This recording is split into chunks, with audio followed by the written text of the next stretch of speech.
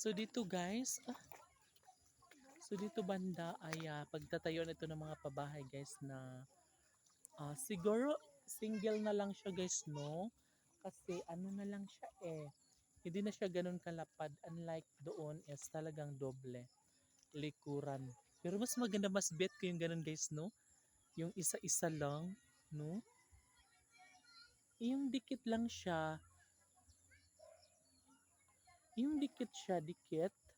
Ah, mas bet ko talaga yung bahay sana na may space, like bahay mo isa, tapos mga dalawang hakbang, kapitbahay mo na naman, or tatlong hakbang, yung may space. Sa amin kasi dito guys is dikit-dikit. Arami! Hala, Arami! And syempre, nanapaingon. Paingon na siya. Ayog dagan ka, Madam Agka. Ayaw magdagan.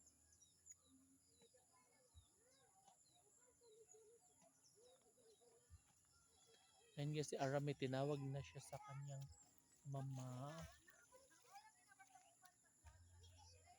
Ayan.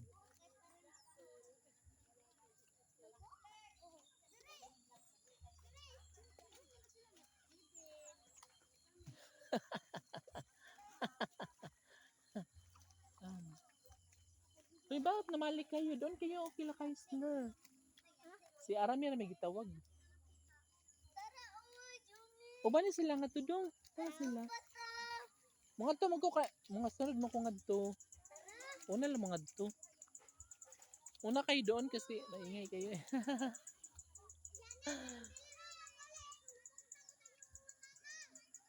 Sige, magsombong ka.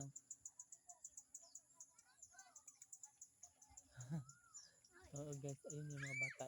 Inano ko sila doon papunta doon. Para hindi masyado magulo, no? Kasi, guys, ano na siya dito talaga, no? Malinis na. So, ito na lang yung kulang, guys. Dito, yes, ile-level naman yung bahay dyan. Ay, saan na ba tayo? Doon na tayo sa pabahay, no? Yeah, ang gusto ko talaga, guys, ay pa isa-isa lang, no? Pero since wala naman tayong magawa kasi bigay lang naman to. Wala tayong gasto kahit piso. Kaya, go na lang. Kasi guys, di ba yun po yung nakasanayan namin guys doon sa may landslide area or sa dati naming barangay ay may mga ano talaga siya, may edge or tawag niyan, may distansya talaga siya. Like for example, dito ang bahay namin.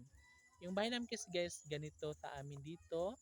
Tapos mga tatlong hakbang or lima sa kapitbahay ko naman yung bahay ng pinsan namin. And dito naman sa kabila, yung bahay ng pinsan namin na isa is mga tatlong hakbang ulit. Yan ba?